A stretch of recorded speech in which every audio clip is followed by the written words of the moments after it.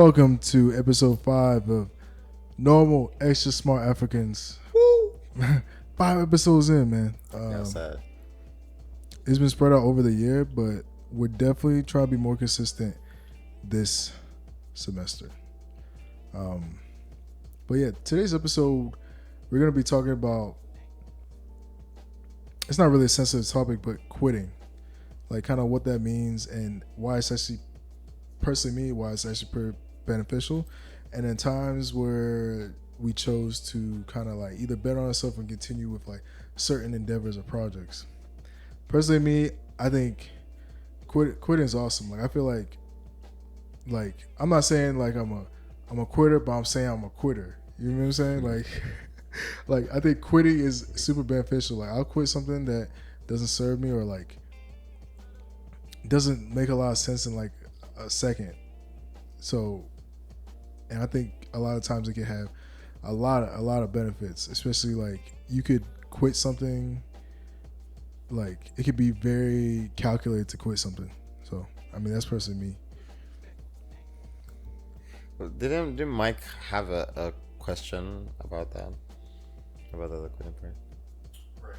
Yeah, it was probably more question of semantics as far as is there a meaningful difference between quitting something or removing yourself from something? I think they're pretty much two sides of the same coin. But like you said, semantics. I think quitting is more associated with like failure.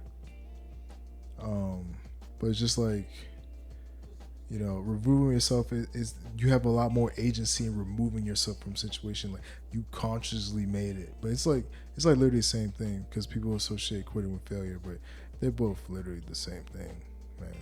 So, I mean, with a bunch of nuance, but yeah, I'm an advocate for removing yourself, quitting, whatever you call it.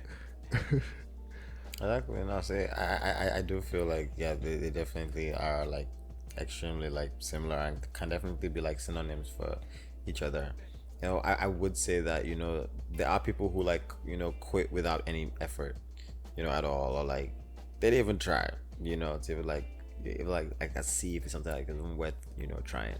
I know there's some people who like actually took the steps forward, or like they know their worth, or they did like a couple things to, before actually doing that to kind of quit and go forward. So I really think that also depends on like how important that thing is to you and like how you went with that. Like especially like in our situations on being like PhD students, like there are times when it's like I'm pretty sure like even if it gets to the point where like okay, we want to quit with something, it's not that, at the first sign of something that we didn't like, or at the first arguments, or we decided, oh, it's not ours, and then we're gonna quit. Like we'd have definitely like been through some trenches, like gone through things, like done a little bit extra, and then seeing that okay, my value is not being like employed here. Like I've tried in this different method and it didn't work, and then in that kind of situation, like you can't quit. So I feel like quitting, in the right sign and the right sense, can be good. At the same time, I feel like those are situations where it's like, like wake up and I feel like, like today's just Monday is just Monday, and like I do not want to be here. Like I want to just quit and do that, and then you got to like slap yourself and be like, I can't quit. Like I've worked, and like I love what I'm doing. I'm just having like a bad day, or a day's kind of mad, and you're just like, nah, I'm not gonna quit. So I feel like there has to definitely be like a balance of like both, of knowing like when it's just, hey, it's just one of those things, push through, going to be better and get stronger, and knowing like, okay, I'm done this, I've tried, this doesn't work for me, I'm quitting this. So I feel like there's like power in both. Yeah. What do you think, Mike? Yeah. Question bringer. By the way, Gerald kind of phrases it. Well, you guys can both kind of spoke to it, right? I think Gerald might spoke a little more convicted on the aspect of being two sides of the same coin, but it's still you're still leaving the project, right? So whether you have the capacity to do it or not, you still left. That's kind of your point, right, Gerald? Yeah. Yeah. So I don't know. It's kind of funny because that probably speaks to a larger question, which is probably outside the balance of the podcast. Do intentions matter? Oh man. You know, but I think that's why it's so larger question. Yeah. Do attentions Be addressed here. do attentions matter? You talking about like say like yeah man. I think no, it's like again it's really nuanced. Like I think if I think if you want to understand maybe why somebody did something they did, but I mean results are always like permanent, so it's like it depends. It's like maybe if you want like say this scenario I'm thinking about is like somebody does something like that results in something bad, right? Does the fact that he had good intentions even matter? Like I said, I mean, I think the more material thing is the result. So it's like I get it, right? Maybe you can empathize with the person, but yo, I mean the result's still the same. So I guess, I mean, I think it's always like it's like just one of those like ethics questions, and I think ethics is kind of like just kind of useless when in a lot of different stuff. When in a lot of like putting ethics in a lot of conversations is just like okay, what's the point of even doing this? It's like kind of dancing around like people's feelings versus like okay, what did this result in? What did this result in? People's opinions of people's. It's like it's like arguing people's perception of a result when the result is like literally right there. Like it's like, hey, this is one, right? But people are arguing. It's like ethics is like arguing. Like, how does the one look? No, but okay. The funny thing about that is that as scientists, as engineers, too, a lot of times too, because I had two things to propose. One thing on that, and one thing about the thing you said earlier. Like we always kind of want to find like because it's like even the junior college equation like A plus B is equal to B. Is it even gets to the point where even if we don't have the number, we make up an imaginary number and it's like 7x or 732 because we think that everything kind of has a solution on one kind of thing, and it's crazy because I feel like and it's understandable because it happens, but I feel like it's crazy that we don't have a lot of conversations where it's like someone can come with an idea and it's like someone come with another idea that's completely different, and they can dance around that idea for like a while and kind of spell around it and get up and go get some tea and go about the day, and no one has to be right or wrong, or no one has to like go this person's side or that person's side. And a lot of times like it's never like just really like just like a one track thing, because think about it, even in science we were all trying to find one thing. It was like science will come together and it's like this is how this should be done. And then in 10 years someone does another discovery and it's just like actually those guys were completely wrong, we're not doing it that way. It's like, and then there's so much that science gets disproved every year or something, and it's like so much things get cemented too. So it's like nothing is kind of stayed in there, And the second thing I wanted to say too was that it was talking about like intentions, caring or not matter. I feel like I feel like intentions alone are not enough. But I was watching like a recent like TED talk from the woman from Yale, and she did some stuff with MIT and research, and she's talking about how they're comparing children like from like different backgrounds, like from like different economical backgrounds, like high backgrounds, and like whether they were like black, pink, white, gray, and like whether they had money, not have money, those kind of situations, and all like together, and comparing like what made them, not quit or not give up, impact in school. Was it because of the situations that they have at home? Was it because of that they had like a good family or not? Whether they had like private tutors or not? Like, or was it because they grew up at this side of town versus other side of town and compared over like 1,000 students in a year kind of thing? And it was weird that like after like that whole like experiment part, they found out that the one thing that they concluded that made the students who stayed longer, because at the end of the day none of them graduated from, because they all had high school students. So of course the marker of success was the ones who made it to and graduated from high school, and they found that the common factor among them was actually grit. And it wasn't whether the ones were smart. There had some people who were geniuses. There had people who were rich. There had people who was stuff. But it was like a weird factor. Was like one thing that was common among all of them. The ones who actually finished was grit.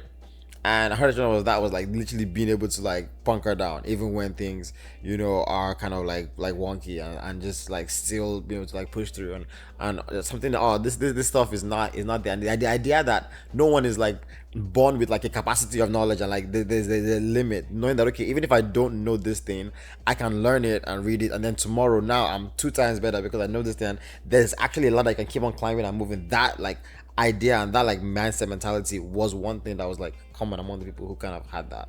So it's like, it's one of those examples where it's like that would be a time where quitting in the idea of itself, you know, would it be a thing? We will be like anti to like that proposition going forward, right? But it was just like it was a thought. It was like randomly just came to my mind when I was like talking about that. So I kind of saw how that could tie into, you know, being part of it. I just like to always laugh at Gerald's very strict materialist. Not in a, you know, materialistic way. It's always, it leads to such funny stuff because based on what he said, as far as, you know, intentions are kind of, they're there, but not necessarily, don't necessarily be such a huge factor. Right. They're like, It's a one. it's like chatter. Okay, right. It's like noise, and it's like, yo, here's the thing that we can touch, like right here, and everybody's like. I think the only, not the only, but I think a concern that immediately comes to mind is how do you kind of protect yourself from falling, being a materialist in these situations, to being strict utilitarian, right? Where that whole kind of philosophy is, I only make best what's useful to me. If it's a good to me, if it behooves me in the future, then it should be in it itself. Right. But then you can also start thinking of situations where that might land you into trouble. So, Or something how do you kind of like fairness, kind of can you expand on that a little bit? like. Wait, ask your question again. Maybe I'm not. Yeah. Maybe So I'm, because there's being a materialist, right. Whether I had the capacity to complete whatever project Right. versus I don't have the capacity to complete the project, the central thing that's important is that you're no longer part of the Right. That's what you're saying, right? Yeah. And so, yeah, I guess I was just curious, you know, how do you kind of discipline that Right. to make it seem that this, you know, it doesn't always work best for you? True. You know what? Let me play it just a different way. Okay. Because Ori was talking about grit. This gives you a nice way to combine. Ori was talking about grit. So, please feel free to disagree, but I would absolutely encourage anybody out there getting a PhD to reallocate your grit towards your projects in whatever way you think that project's going to help you develop Right. as a scientist. I agree. So you mean like maybe allocating a little bit more time in other projects than other projects? Yeah. Because I think one thing is Definitely. like these projects aren't always going to go into a void. You know, somebody else just might pick it up later, depending on the lab. Exactly. So it's true. I mean, that's true. And sometimes you might get you might get like cumbersome, you know, it might get cumbersome with like balancing so many projects at the same time without like fully doing it. Because I remember the time when I had like 3-4 ideas, and my advisor would just come up and be like, hey, have you thought of this? What about this? And it would drop 4 or 5, and I realized that at the end of the week I'm trying to give updates on like 4 or 5 projects at the same time, but I haven't really had that much progress with each of them. So it's like I kind of took like 1 or 2 steps with 5 projects, when like if I focused on 2 that week, I could have taken 5 steps with each of those projects, you know. And then as I feel like, you know, prioritizing and actually allocating time for each of the projects kind of comes into play, which I think is very important in that, you know, balancing multiple projects. Yeah. But Actually, man, I think so. I mean, we're grad students. We have to like publish, like not like the aim is to publish, aim is to do research and things like that. But I think like also like part of like publishing, I feel like there's a lot of like, how do I say this, like ego involved, you know, like glory. So I feel like you always have to, like, of course, like ego is not necessarily a bad thing, because sometimes it like really motivates people to like really do stuff.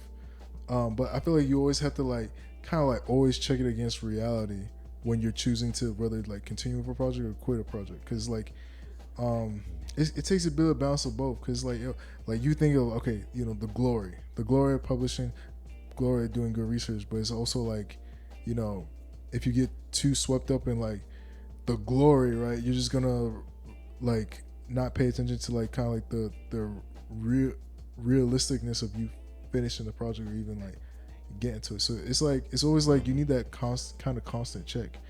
Yeah, I feel like that's what advisors are for, to be honest. Like, unless it's like,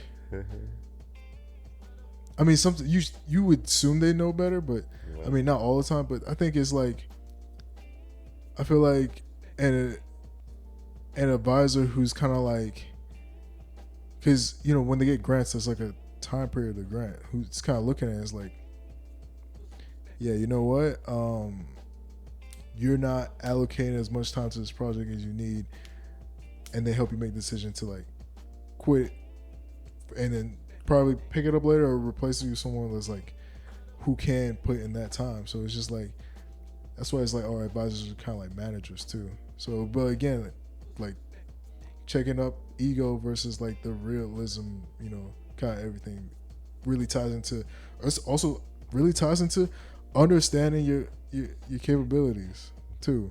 Because like, I mean, we're only human. Like, it's like, again, feeding into too much of like what could potentially happen or like what you feel like you're supposed to do versus like what you can do is like, it always gets you in trouble. Like, even like, bro, social media, like I feel like people, there's so many like arbitrary standards that people like make for people in social media that people who consume social media are always like again, it's like, here's ego, right, and then here's like who I am, right.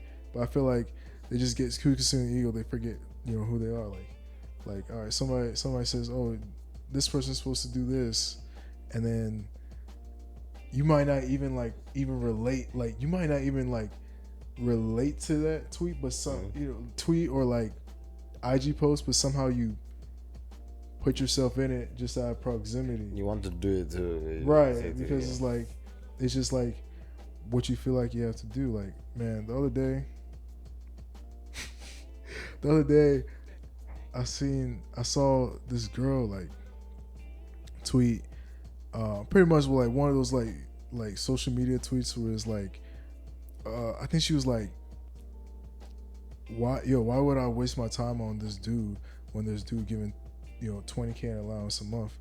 And I was just kind of looking at like $20,000, was that like a title? That's a lot of money, man. Moolah. But you know, it's people engaging with it, like getting mad at her, right? So I don't think there's anything wrong with having that standard. Maybe like people did within their tax bracket, but it's just like, I was like, why are people investing a lot of emotion? Either like, okay, it's cool if you want to be that $20,000 dude, or like you feel like you have to be that $20,000 dude, but most of the time you don't have to. Like, I'm just worried about if she said $20,000 or not, right? Like if she meant $20,000 or $2,000, it's like, bro, I'm an academic who likes to watch anime like on Saturdays. Like I'm like 5, and then I think she was like from Atlanta too, which is like, okay, she meant $20,000.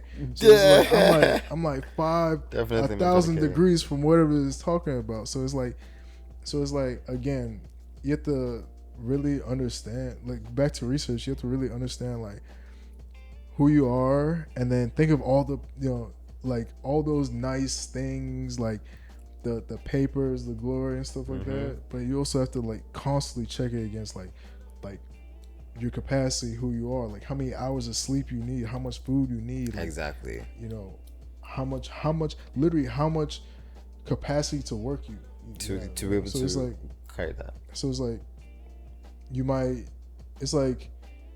just might have to find some other way to get it, or understand you're not gonna get it. That's another, bro. That's another thing. That's a harsh reality for people. You're not. You might not even get like. It's not. It might not look how you want it to look. So it's like, but for me, I'm like a person who's like, there's like plan A, plan A, plan B. There's no hierarchy in that. It's just like if there's a way forward, they're all my plan A. You know. Mm-hmm. So. Just be that. It'd be like the multiple steps. Yeah. Going forward with that. A big question you should ask yourself before you think all the project is what techniques or methods am I going to learn throughout the duration of the project? You know, to assist how does my advisor see me fitting Yeah. overall effort? Yeah. And if you're genuinely interested in the techniques and methods that you are going to be picked up, or that you're going to pick up in the project, then you know, I say that's probably a good sign that you want to go ahead and be part of that. I think where you know the potential derailment of you getting off that project might start getting to is when this is another thing that I want to hear y'all's opinion on as far as the team culture, just your collaborate, because projects are collaborations. Mm-hmm. So when you're collaborating with other scientists and other labs and things of that nature, how that potentially can influence the way if you want to stay on a particular project. Yeah. I agree. I really think that like that's something that is really important. I didn't notice that until I kind of got into the program, which was like you said, the techniques you want to use, because some of the simple techniques that you just learn for free just because you like advisor likes you in our program, right, are industry techniques that get people hired on the spot, like simply like SEM, like AFM, like microscopy. These are like huge industry techniques, and like we get to learn them. Sometimes if it's in your project, you kind of like learn them with that. I think that kind of helps you like choose and align what you want to say. And I also agree. I think interest is also a really important thing, because even if you have the techniques down, if you have like the right programming, and like you decide whether to do it or not, if you don't actually like your research, like if it doesn't get you excited, like if you don't get happy talking about it, like if it's not something that actually kind of motivates you, then just honestly, that's a good example for you to quit. Like I'm not saying like immediately, and honestly, I think people shouldn't really quit without effort. And effort means actually like making an attempt to try something that'll do like a little bit of a push. Also, I know it doesn't refer to cases where it's like extreme or like your worth, but like normal cases, I feel like there should be some kind of effort. But if you actually like what you're doing, if you actually love your research, that is what's going to carry you through on days when it's like you do like 4 or 5 hours experiments and then all the results are trash, or you literally have samples, like you've prepped samples all day and samples fall down and then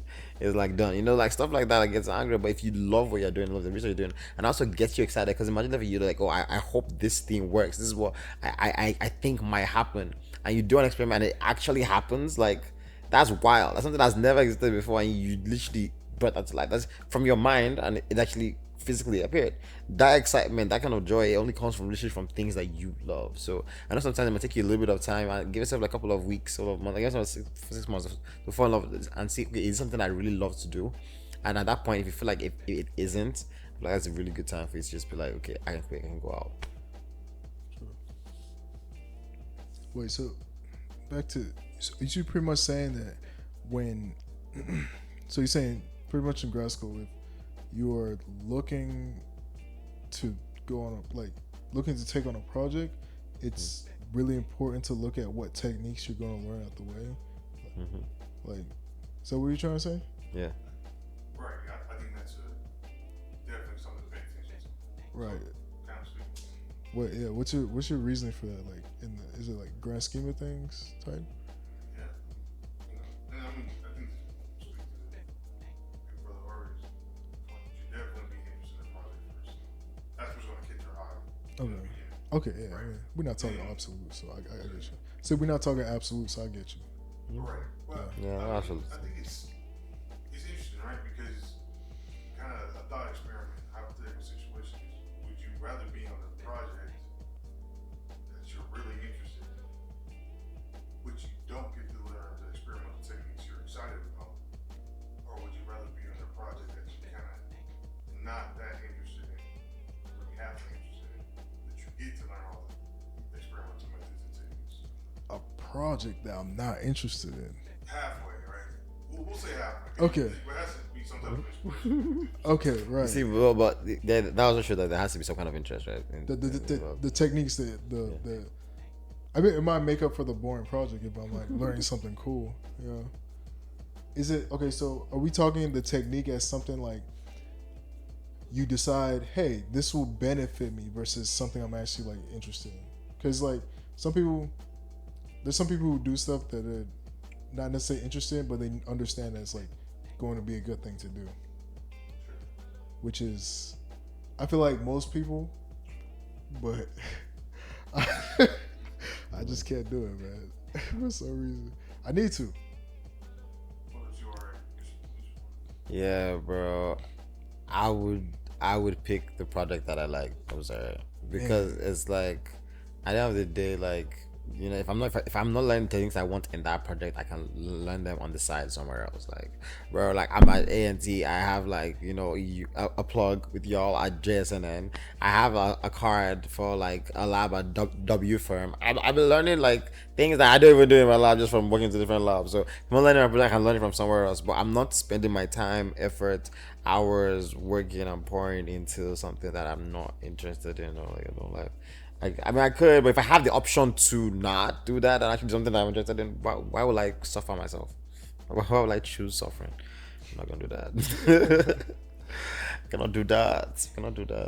I mean, bro, I totally get what you're saying. Because sometimes it's like, some things are just like a business decision versus like, again, it could be like that whole thing I was talking about. Like, all right, here's your ego and here's like the material. Like, so it's like, again, which is what's understandable. But if you have options to both of them, right? Is everyone's like, oh, like, this is what's on the table. This is the guy, or this advisor has money.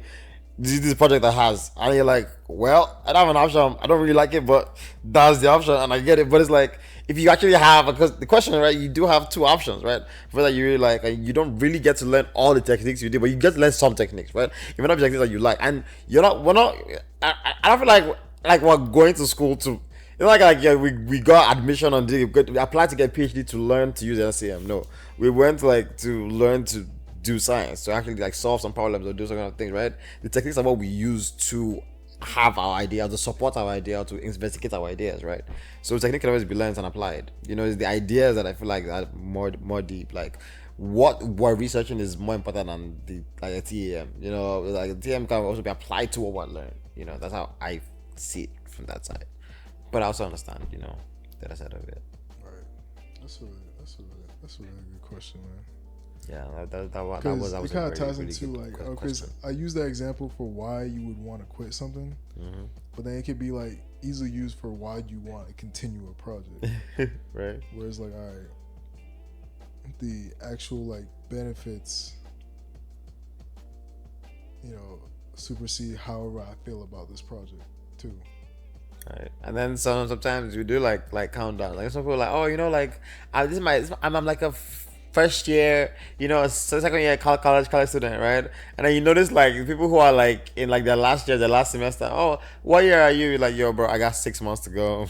You're like, I was like, they're like, yeah, I'm almost done. I'm just taking. You feel me? But like something like that, right? So you do, like, you're not feeling it. But you've already been in college for like 3.5 years, right? You have six more months to go. Are you gonna be like, you know, I want to quit. I'm gonna quit. And I'll be like, you've already done 3.5 years. Like, I get that you can't. Of course, it depends on scenario and story. Whatever, a little bit different. But those kind of times where you just put it at that point, even if you don't want to, you can just be like, I'm just gonna thug it out. I'm just gonna, you know, kind of pull it kind of to the end, you know, a little bit. So yeah, I definitely feel like there's that side. It's a wave. It's a wave balance. I love how it's never like black and white. I think it's really, you know, shades of the rainbow for yeah. Like I said, there's this there's this concept by Dr. Richard Thaler called sunk cost, where it's like you base your decision on whether to go forward or like remove yourself from something based on however much resources or time you've spent into this thing. And he argues that it's pretty much a fallacy. Pretty much, it's like you could use a more meticulous, like calculated way to decide whether you kind of like, continue on with the project or not. So I don't know exactly how that, like how do I say this?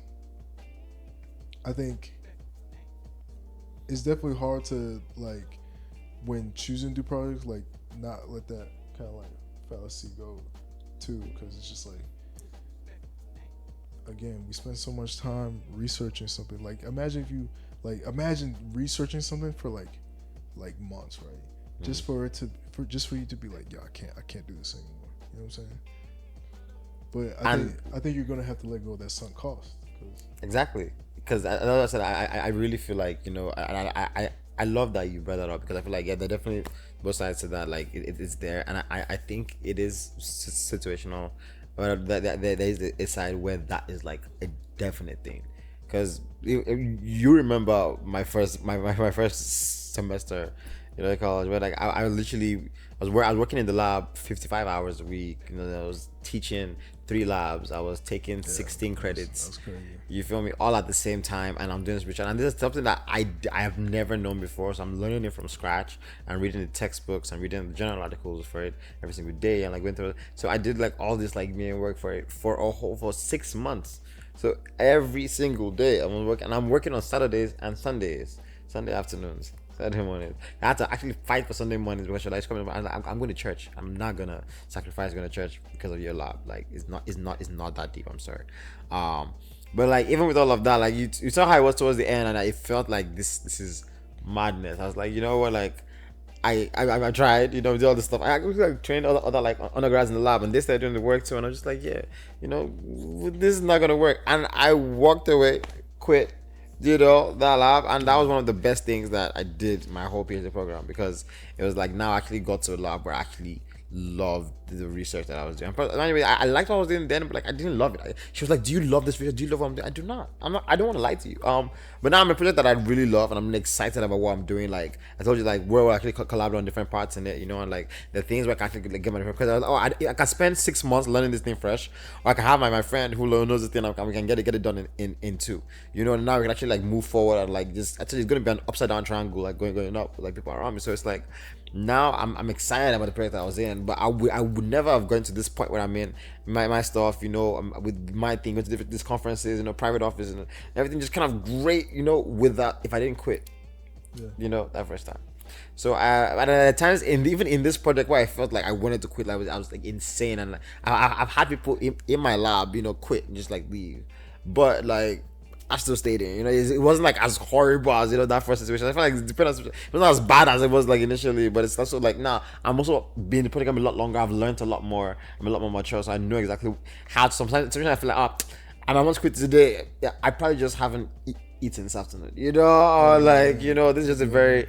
It's one person, so I know I can just go to my dean and talk to him about it instead of stressing about it. I can go to my friends, we can have a discussion. I can go to my therapist, I can go get a massage.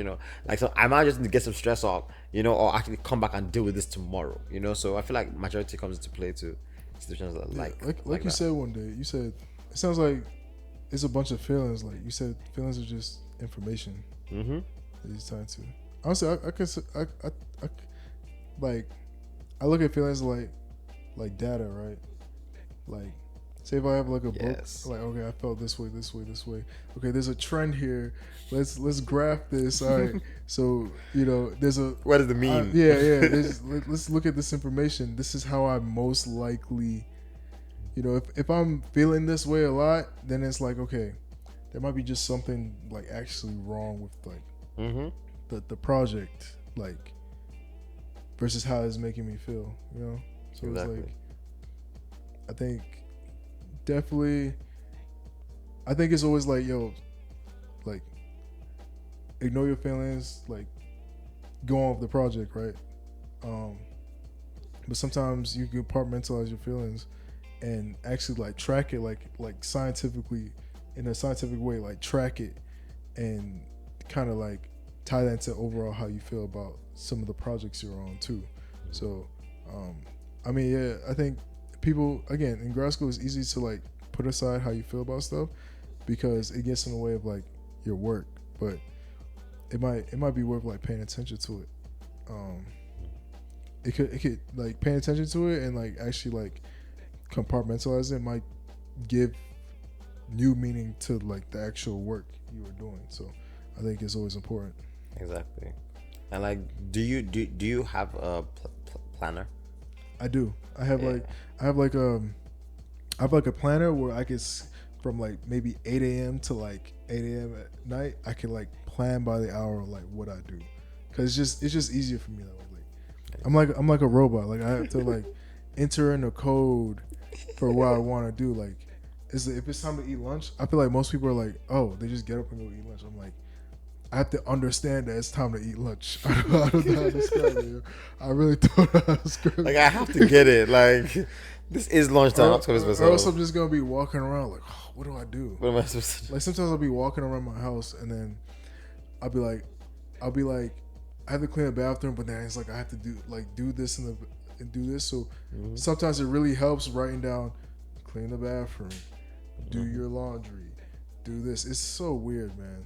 No, it's not. Like it's funny because a lot of people do that. A lot of people make lists like right on their phone. I write on my phone a lot, but I also like sometimes use it physically like write it.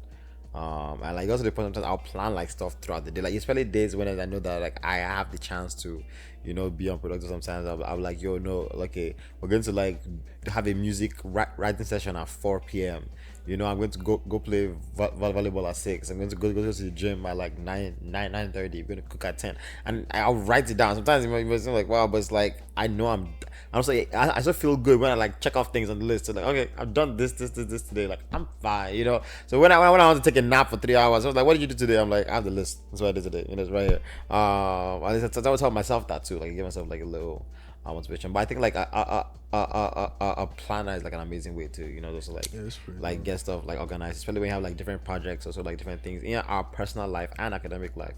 It's like physically like put it down and be like, okay, I'm doing this other, and also like plan things out ahead of time. So instead of getting sometimes I'm sitting down and I'm like, but like I'm thinking about the week or thinking about what I'm going to do tomorrow, my meeting with my advisor, and I'm getting like just like anxiety, just like I'm going to talk about this and this is enough, like is this enough data, like did I feel like I work, and but like if I already kind of like plan things out and I wrote some stuff out, I'm like I already know it's coming. I just know it's gonna be this. I just like takes that little stress off, Yeah, sometimes physically seeing the cluster bomb that's in your head is like, oh, this isn't too bad. Like, what was that stress about? Okay, yeah. What about you, Mike? Do you have a planner?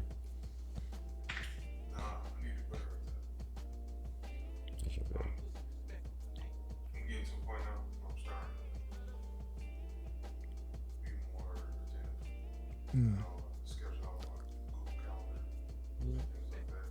Nice. Even then, I'm kind of almost the opposite of Gerald in that sense. I need to kind of legibly write out.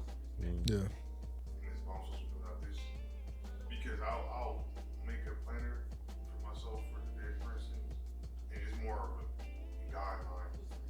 Yeah. You know what I'm saying? So if I have some experiment 9/11, even if I get to that experiment, 3 to 5, I'm secure pretty good. Yeah. Yeah, so I'm fine if it shuffles around. It's just as long as it's got those guidelines. Right. I mean, I didn't say I was rigid. I just, it's not like a rigid schedule, but like I'm kind of the same way where it's like, it's like here's all the things I want to do today, but just kind of just get around that time. So I mean, some things I don't get done, I just like put a show off to the next day. But it's like as long as like, I think you said before, you just have like some semblance of like, all right, what I want to do today, and then it's just like more clear, some idea. But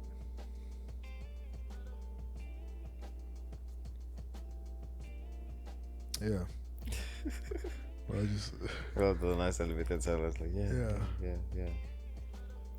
But yeah, man, I think like as long as people are able to like just juggle and understand when to quit and when to actually use your grit and like buckle down in a project and understand like know your worth as a student, know your worth as a person. Like we're still human beings in the middle of this thing. Also know that if you are going for graduate school like master's, PhD, it's hard. Like it's not meant to be a walk in the park. It's meant to be easy. It's not meant to be madly difficult either, but you're supposed to be doing some work. So there's a bare minimum of effort. Like if you don't like to read at all, you probably not do a PhD or a master's. Like not trying to be weird. Like, but if you're going to read something, like you're going to like be in some kind of research. Like even if it's in a room with a laptop computer, even if it's under a hood, even if it's like outside in the field, you're going to be doing something. So there's going to be that part in. So kind of get stuff in there, but also make sure you like separate time to like have your peace of mind, separate time to like rest, take care of your body, as you said, like eat right and do those kind of things. And I feel like also like once you balance, okay, I've tried for this, and I think putting a little bit of effort into those kind of things, and you feel like, okay, I've tried for this, or I've done this thing, and like it's still negative, it's still kind of pulling you down, then as I said, quit, walk away. It might be the best thing for you to do in that kind of situations. Sometimes if you just like carry on a little bit in kind of things, it might just be you buckling down into that. So as long as you kind of weigh those options and see things, as Daryl said, like you can look at different signs and you can see 4 or 5 different things, and like, okay, I quantify this, and it's like, nah, this kind of doesn't lead this way, then you go that kind of way in your decision making. But think it through. Yeah. This is gonna sound, well, it's gonna sound borderline hypocritical, but I don't think it is. Like again, we're talking about sometimes if you're thinking about whether to go on for a project or not, like physically writing down kind of like a chart of all the pros and cons of the project might work out. But I feel like you should definitely include your feelings about the project, like definitely, and definitely like heavy. Weigh that as much as like whatever like the kind of like material pros and cons of that project are. Of course. To give you pretty much a better understanding of like, all right, well, should I get going with this project or not? And like I've mentioned before, like if you can't decide at that point, I said just flip a coin. Flip a coin, man. Yeah, if you do all of that, if you take all those steps that we talked about, we're kind of going through. A decision got to get made. So exactly, some gotta happen. Yeah, something gotta happen. So I feel that. Put it. I mean, it seems kind of silly putting a lot of faith in the coin flip, but see, people back in the day, they used to decide, life and death through like a court, like they have that, like, okay, we're gonna duel, whoever fires first. And remember all like British wars, which I thought was crazy, right? Like the wars, probably like in the Baroque period, right? 16th century. I might be wrong, if I am, correct me in the comments. But it would literally be like a standoff war where it's like, all right, these are my guys, these are your guys. There, we're gonna flip a coin, and then whoever lands ahead of the shot is gonna shoot first. So like we stand here and we wait, you guys get shot, boom, and then like after like you shoot you guys first, you guys reload. Whoever is still alive gets up and they shoot. Like there's that, like the British. You don't want war I'm talking about. I know duels, but I didn't know it was a coin flip. I thought it was just like that's how it was to like just walking. I mean, some of the movies that I had, no, it was literally apart from the duels, it was literally like the red versus the blue, like all those kind of like older movies, like to start the war, literally. And it's like these guys are just standing there waiting. They know you're about to shoot them, and they hope that you miss before like they have to reload and then fire at you. I think there's like 4 or 5 times before everybody starts running, and then actually use the bayonets and like spear people and all that kind of stuff. But it was the thing, just to swear. Basically, whoever starts it usually ends up like the one, because you get to shoot them first, which is crazy. But we started with like a coin flip, so I feel like coin flip. So I feel like there's power, in a coin flip. So if you do every single thing and you can't figure it out, flip a coin. I'm thinking I heard somebody Joe Henny. I heard muskets were like mad inaccurate though, so it's like very, you really had bro. a good chance of living in those scenarios. So which is kind of sus when you play games like Assassin's Creed around that period, and then your musket is like you're like tumbling down in the air, like halfway diving, and then you're firing like accurate like musket shots. He's just different. Headshot. Like, okay, he's very different. It's taking a simulation, isn't it? It is. Yeah. So anything can happen already in your mind, right? simulation. Yeah. Oof. Yeah, but those guns were not it. I think another thing. Big tips doing projects that you must have committed to them, grit it out, switch over. I think you touched on a little bit earlier. I don't know if you have to expand on it. It's just the general culture of the project and the dynamics of the team Oh boy. working on Yeah. the project. That'd be tough. Your project, you're Oh man. and it's methods you get to learn, but you got concerns about how it's organized and things like that. And who's on it? Like, Exactly. Not necessarily me speaking from experience, right. Not at all. Like, disclaimer. Should we put a disclaimer before this That's pod? totally not us. What? What are you talking about? I mean, we know a lot of stories. I mean, some of the homies at the other school been in situations like this. Yeah, So I think that's definitely something to take into consideration. bro. You could go with Agreed. grit it out and Uh, whatever, but it's, And we know some people like that. yeah. Like I've known I'm not some gonna people name that names. No, totally not us. exactly not us. I mean, like I know somebody who knows another guy, you know, who had like a lab partner that was crazy. Like, you know, that But they were let's an just say his issue. name is. But then, like, they ended up resolving stuff, and like even just them resolving things, her whole like attitude towards the lab improved. Like the way she even did her project. Like, do you know how crazy that is? Like, just the fact that like you have like an annoying like lab mate or it's like I was saying, or someone who you have like a disagreement with, and like you still do your project, they do your own thing, and the fact that you guys like made up and you found out that your work is like 1.3 times or almost double more effective now that this person is not just annoying you. Like, Bruh, like it's actually kind of crazy how like one person can be removed from a project and the vibes are just like just change. just Like, change. it's like, wow. I can't relate, but like Oh my god! I'm never that person. Yeah, I'm never that person, but like, yo, sometimes I have seen some stuff where it's just like, I have whoa, seen things at a rink. Huh? that person should be embarrassed. To be honest, they should be embarrassed, Yeah, ashamed of themselves. It is what it is.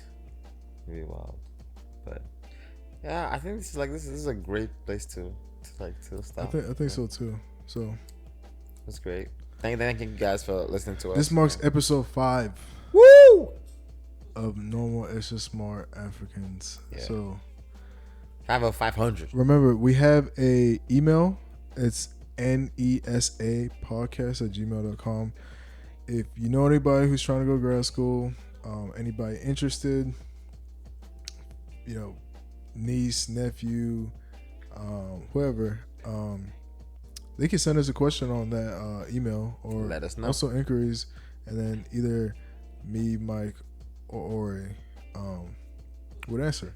The best we Exactly. can. And if you have cool questions that want us to answer on the show too, you know, let us know. Yeah, Put that in absolutely. the email, you know, kind of answer. If you want to be on the show too, you know, send us an email in Yeah, there. also follow Instagram NESA Podcast. Exactly. So- Wait, what's the Instagram name again? NESA Podcast. NESA Podcast. Yeah, You know, I followed you on there, but One more time. it's whatever. what? So- I mean, I don't remember that. No, what? No, hey, Bro, hey, just, hello. Just go check. Just Wait, go okay, check. all right, bet. It's- I'm gonna it's check. there. I'm gonna Alright. check. I'm gonna check after. I'll and see. I'm gonna let you guys know. We'll see y'all later. Peace.